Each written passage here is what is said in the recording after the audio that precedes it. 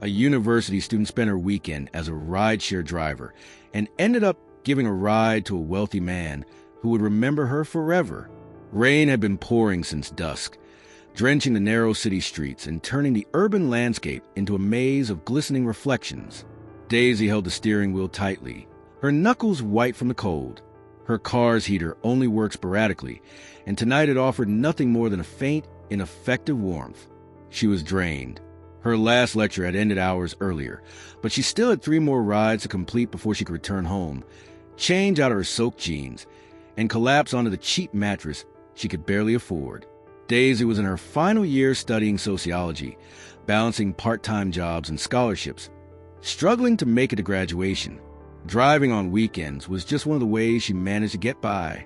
It was always a challenge, but it was her own. Each mile driven meant a little more money for tuition, a little less debt. Yet, some nights, especially rainy ones, brought a slow, persistent ache to her chest.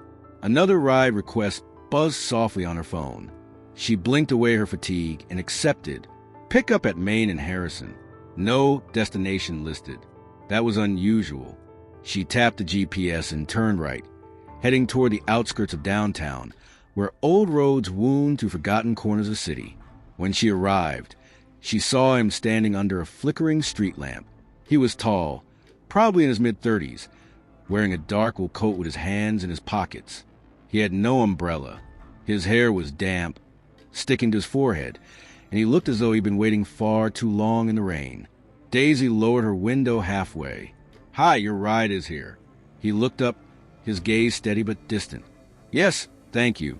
He slid into the back seat without another word, the scent of rain and something faintly earthy following him.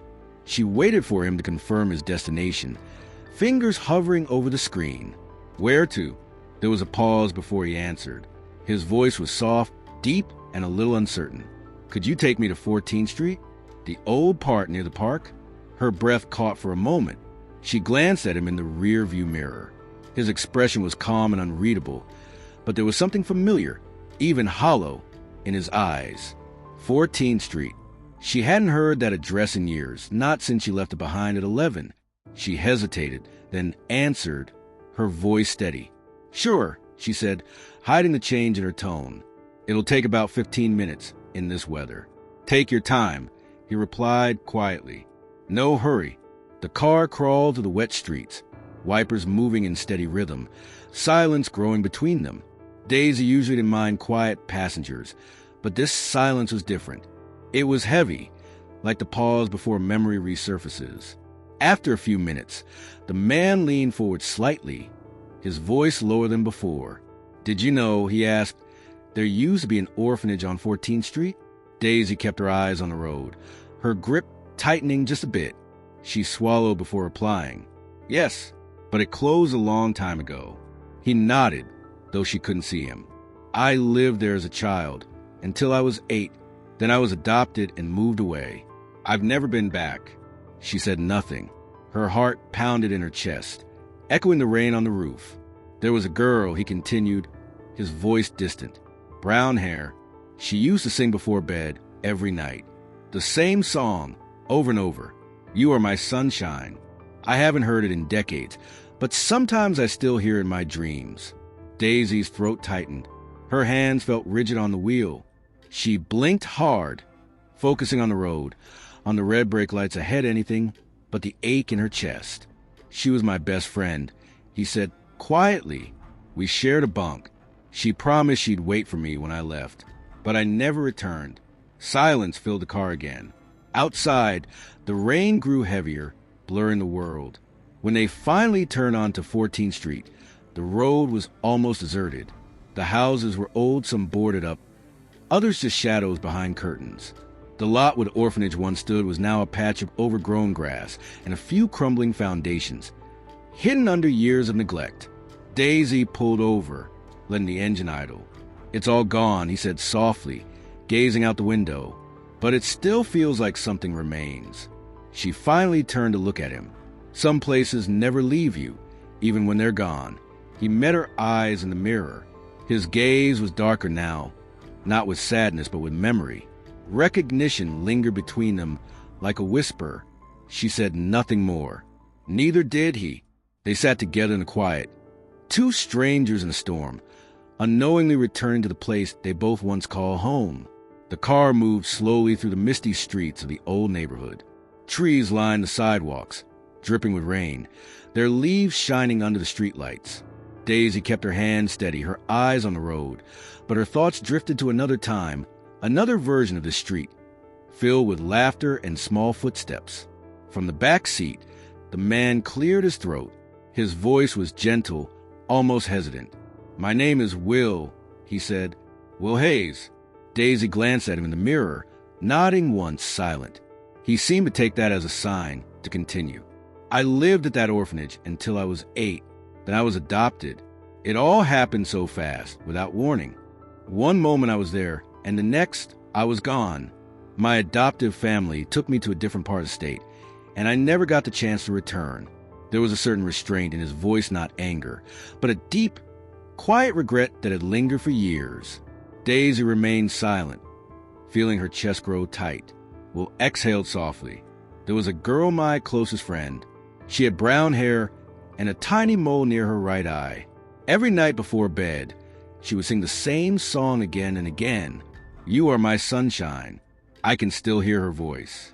It was gentle, sometimes a little off-key, but he smiled faintly at the memory.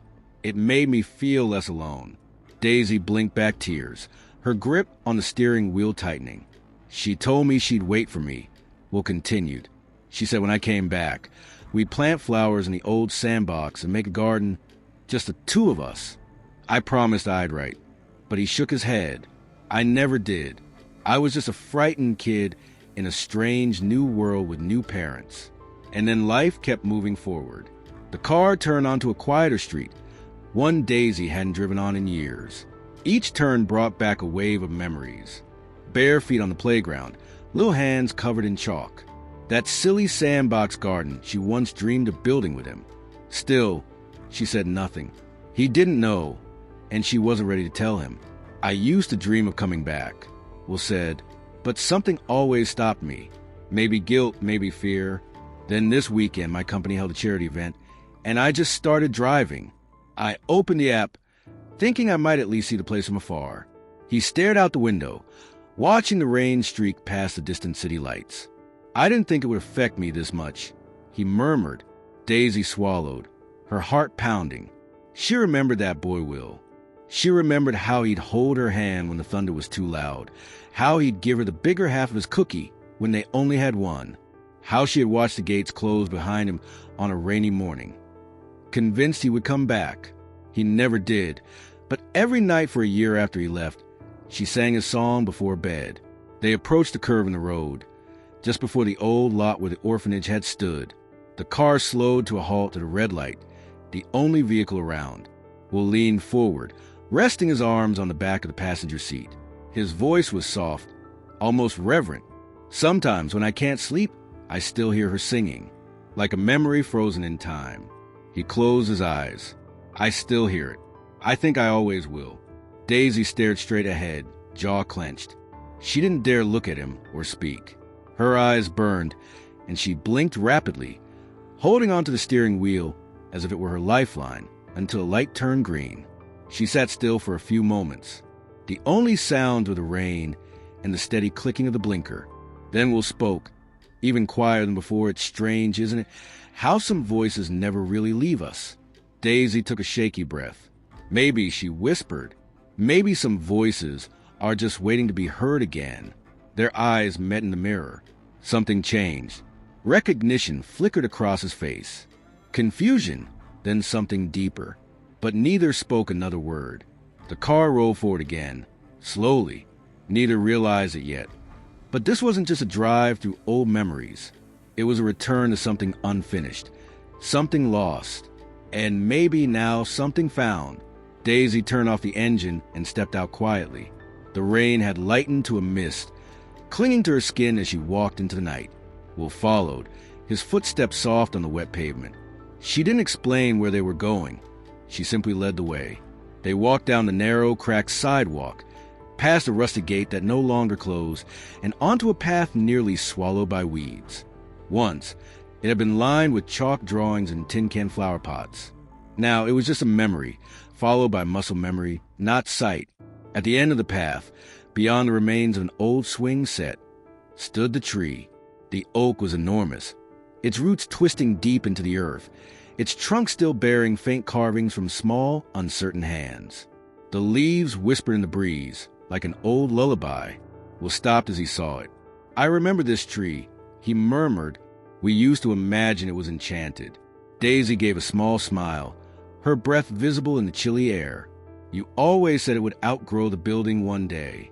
"It has," he replied with gentle laugh, his voice tinged with awe. She approached the tree, crouched down, and brushed away the damp leaves near its roots. Her fingers searched along the bark until she located the small hollow. She remembered. It was a narrow space between two thick roots, shielded by a stone worn smooth by years and tiny hands. Daisy tapped the rock with her knuckle twice. Then once, just as they used to do, Will moved closer, his brow creased in curiosity. "What are you doing?" She didn't answer right away. Instead, she carefully lifted the stone and reached inside. Her hand came out holding a small, rusty tin box.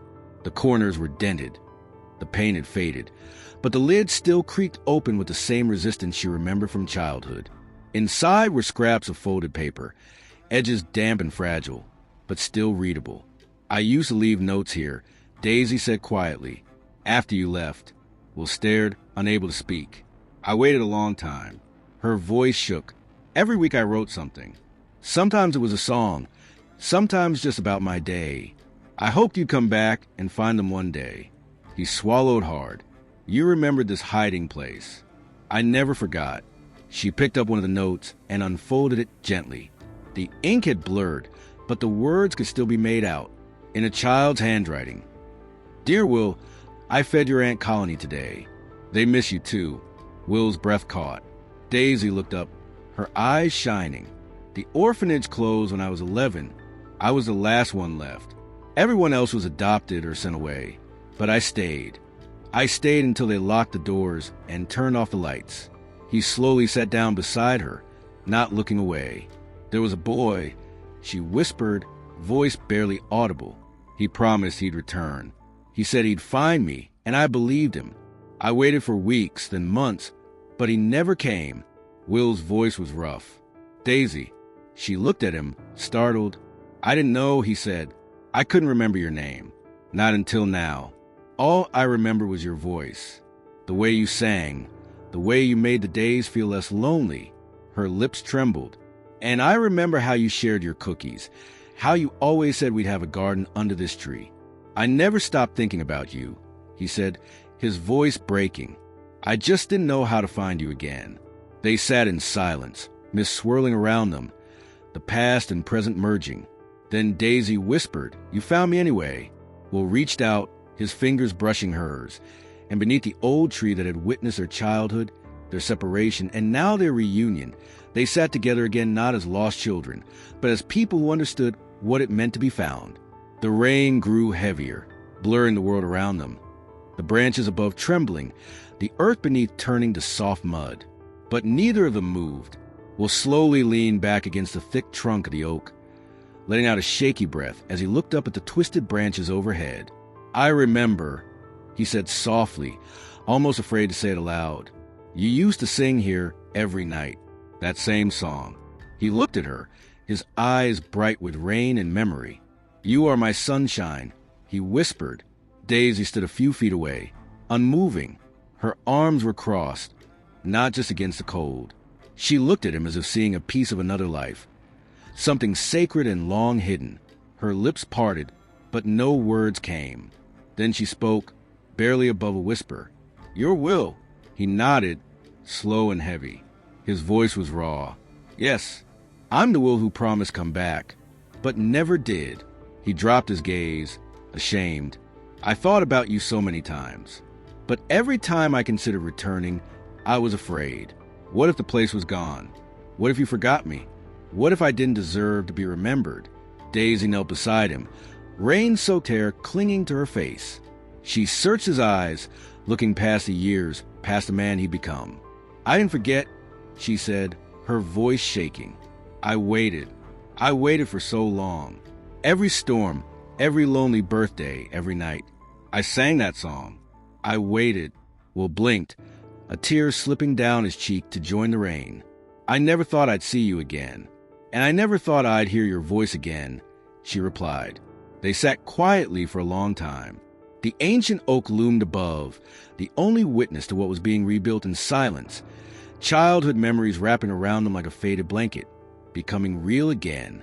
Daisy reached into the tin box she'd brought from the car, the one she'd used for years to keep things that mattered. She pulled out a damp, folded piece of paper. I found this in the old office drawer before the orphanage closed, she said, handing it to him. It was a list of all the children's names. Yours was still there. We'll open it slowly. His name was written, and next to it, in a different pen, the word adopted, and beneath that, in messy handwriting he recognized instantly, come back soon, Will. I miss your sunshine. Will exhaled, as if letting go of a breath he'd held for decades. I remember writing that, Daisy whispered. I thought if I left it somewhere official, maybe someone would tell you. I wish they had, Will said, pressing the paper to his chest. The rain fell harder, but they didn't move. It soaked their clothes and skin, but it also washed away the years between them. Will reached out, hesitant, and Daisy leaned into him, let his arms wrap around her as if they belonged there. For a long moment, they said nothing. There were no perfect words, no grand declarations, just warmth, recognition, and forgiveness passing silently between two hearts that had waited for so long. You're still my sunshine, he whispered into her hair after all these years. And you're still my Will, she murmured, the one who shared his cookie and his courage. Beneath the old oak tree, two children who had once lost each other found themselves again not by accident, but by fate, by a voice that had never stopped singing. In the weeks that followed, life unfolded quietly, like pages in a book neither one had closed. The world outside kept moving emails, meetings, headlines.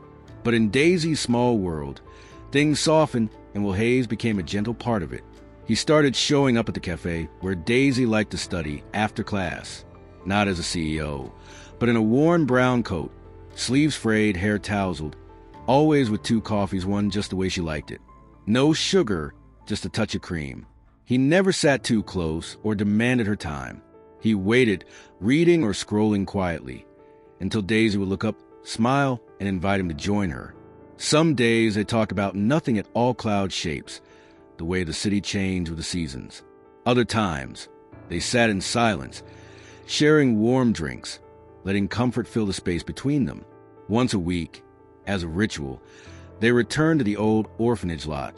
Beneath the oak's watchful branches, they cleared leaves, picked up broken bricks and glass, and planted lavender at the tree's base. Daisy brought soil in plastic bags. Will brought gloves and a thermos of tea. They called it Bloom, not a memorial or monument, just a peaceful patch that smelled of hope.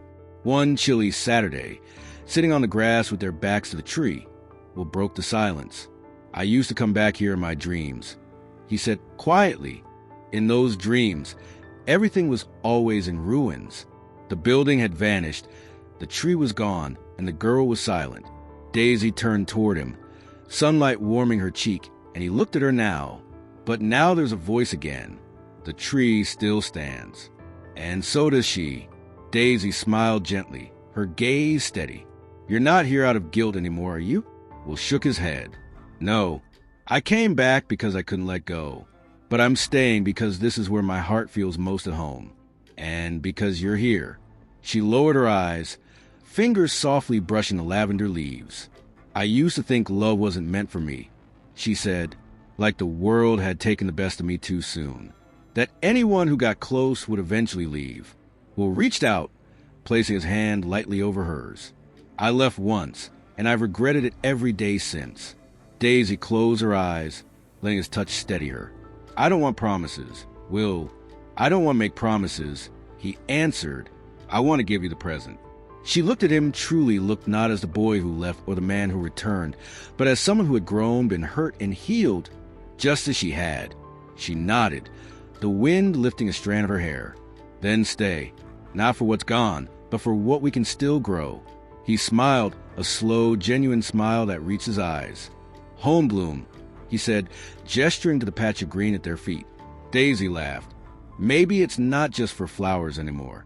And beneath the gentle rustle of spring, they remained side by side, no longer clinging to what was lost, but nurturing something new, something that didn't need to be flawless or promised. Something that simply existed. It began with a single photograph, a blurry shot taken through rain streaked glass. Will and Daisy beneath the old oak, arms around each other, her face pressed to his chest. It was quiet, intimate, and tender in a way no camera should have captured. But someone did. By morning, it was everywhere. The headline first appeared on a gossip site, Tech Millionaire's Rainy Reunion. But who is the girl? Soon, others followed. CEO Will Hayes seen embracing mystery woman, an abandoned Lot Cinderella story or PR move. Meet the student rideshare driver who won the CEO's heart. And then the worst. From orphan to millionaire's girlfriend, Daisy Lane's past exposed. They dug deep as always. They uncovered her foster records, chronicled her part-time jobs, zoomed in on her modest apartment, her thrifted clothes, her unpaid tuition. The internet, as it does, consumed her story piece by piece. The comments poured in. She's just playing the sympathy card. Typical gold digger. She'll vanish when the money's gone. Even her defenders only offered pity, not understanding. Daisy read it all. At first, she told herself it would pass, that people would move on. But it didn't. It got worse. Strangers followed her on campus. Professors asked if she was all right, if she needed time off. Will try to protect her. Turned off his phone, told his assistant to reject all interviews. But it wasn't enough. The world's gaze was fixed on Daisy, and she felt exposed. One night, she stood in her apartment hallway, suitcase by the door, trembling, hands gripping the handle. Will was outside, knocking softly. "Daisy, please open the door." She didn't. "I know it's overwhelming, but you don't have to face it alone." Her voice was cracked, barely audible. "You're not the one being humiliated. I am," he said. "I'm watching the woman I care about be torn apart, wishing I could do more." She opened the door a crack, enough for him to see the pain in her eyes. "I can't be the reason you lose everything," she whispered. Will reached through the gap, gently touching her cheek. "You're not the reason I'd lose anything. You're the reason I found what matters." Still, she couldn't quite believe him. Not enough. The damage was already done. So the next morning, he stood before the world at a hastily arranged press conference. Lights, cameras, dozens of microphones pointed at him. Will wore a navy sweater, not a suit. No PR team, no script. Just him. Reporters shouted questions. "Is she your girlfriend? Are you planning to marry her? Is this hurting your company? What about the rumors? Her past?" He raised a hand, quieting the room. "Daisy Lane," he began, voice steady, "is not a stranger to me. She's not just a new romance or a media story." Cameras flashed. "She's someone I lost once," he said, voice thick with emotion. "When we were children, before we knew what the world could do to a person." He paused. "And this time, I'm not losing her again." Silence, then murmurs, then applause. A ripple of support, hesitant but real. He stepped away from the podium without taking more questions. That night, Daisy sat in her dark apartment, knees to her chest, the TV muted. Will's words echoed in her mind like a song. She didn't know how the world would twist them next. She didn't care. In a world that had always told her she didn't belong, someone finally stood up and declared, "She belongs with me." The public outrage faded not because it was forgotten, but because something more meaningful took its place. In the days after the press conference, Daisy began receiving something she never expected. Letters, hundreds of them, arriving in her inbox, her mailbox, and even left at her door. They came from teachers, social workers, nurses, students, from people who had grown up in foster care or group homes, from those who had once hidden their own stories out of shame. "You made us visible," one letter said. "For the first time, I told someone I was raised in a state facility. I watched your story and cried," another wrote. You made me believe I can be loved too, without hiding where I came from. Daisy read every letter, hands shaking, eyes blurred with tears. She pinned some to her wall, kept one in her pocket for courage. Then, one crisp morning in early spring, when the air was still cold but full of promise, Will asked her to take a walk. They drove quietly to the lot on 14th Street. The ground was damp, new grass just beginning to push through. The lavender they had planted months before was still small, but thriving. The tree stood as always, ancient and steady. Daisy followed Will to its base, expecting to check on the flowers or share tea. But this time he crouched by the roots, where she had once hidden dozens of letters in a tin box for a boy who never returned. Only now, the box was different. It had new hinges, a fresh coat of paint, and was lined with velvet. Inside, there was just one thing, a simple silver ring, elegant and unadorned. Not flashy or extravagant, just sincere. Will looked up at her, his eyes full but unwavering. "I couldn't come back when we were kids," he said. "I wanted to so much. But life swept me away before I even realized what I was leaving behind." He stood, taking her hands in his. "But I'm here now. I know who I am. I know who you are. And I understand what this place means." Daisy's breath caught, the wind lifting a strand of her hair across her lips. Will's voice was gentle but sure. "Let me be the one to keep the promise I made long ago. Not with words this time, but with days, with years, with everything I have." Daisy's lips trembled. She tried to speak, but only nodded, her eyes shining. "I've waited 20 years, she whispered. "But today, I don't have to wait anymore." He slipped the ring onto her finger. Beneath the roots of the tree that had held their childhood, their pain, and their hope, now it held their future. In the quiet of early spring, they stood together, not starting something new, but continuing a story that had always been written in the lines of a forgotten lullaby. "You are my sunshine," she hummed softly. Will smiled. "Always." 1 year later, 14th Street was no longer forgotten.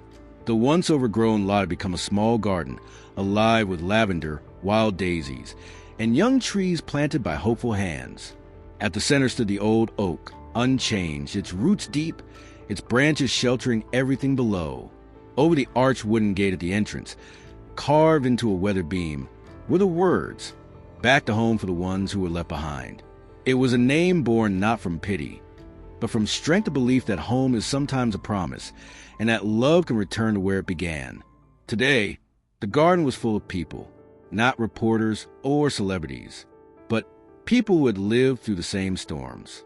Men and women who once stared at strange ceilings, children with wide eyes and shy smiles, social workers who stayed late, foster parents, volunteers, the broken and the healed. And at the center stood Daisy and Will. She wore a dress that fluttered in the breeze, light and handmade with help from girls at a shelter she'd visited weeks before. He wore a white shirt with sleeves rolled up and lavender in his pocket. No tuxedos or diamonds, just bare feet in the grass and open hearts. The chairs were mismatched, borrowed from neighbors. Music came from an old violin and a borrowed keyboard, and the aisle was a trail of petals scattered by children who had never walked down a wedding aisle before. Daisy stood at the start of the path, holding a bouquet made from the letters she'd written to Will all those years ago. She had folded them into paper blossoms, tied together with string and memory. Next to Will stood Eric, a small boy with oversized glasses and a huge grin. Will had met him 6 months earlier during one of Daisy's outreach visits. Eric reminded Will of himself bright, a bit headstrong and deeply kind. When Eric confided that he wished someone would choose him forever, Will knelt down and said, "How about we choose each other today?" On the big day, Eric wore a little vest, carried the rings, and nervously cleared his throat before reciting his single line. "Mom says love is when you find someone you thought you'd lost forever." Today, she found Dad. Tears filled Daisy's eyes. Will's hand trembled as he slid the ring onto her finger. Their vows weren't scripted. They were spoken softly, just for each other. "I don't need a castle," Daisy whispered. "All I want is a place where you wait for me with hot coffee and lavender in your pocket." "I don't need a future I can control," Will replied.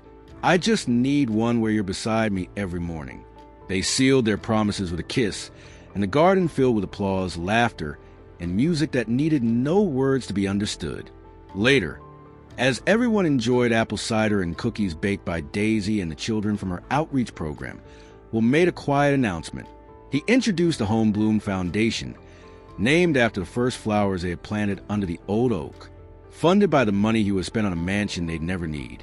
Its purpose was simple: to provide scholarships, mentorships, and business grants for kids who grew up without homes but never stopped dreaming. Daisy would be the director, and each year on this day, under this tree, the foundation would host a gathering. Not a fancy gala, not a fundraiser, but a reunion for anyone who had ever felt invisible a day to remember that they matter. As dusk settled and guests drifted away, Daisy and Will lingered in the garden. The oak tree watched over them. The lavender swayed gently. Daisy leaned back against Will's chest, his arms wrapped securely around her.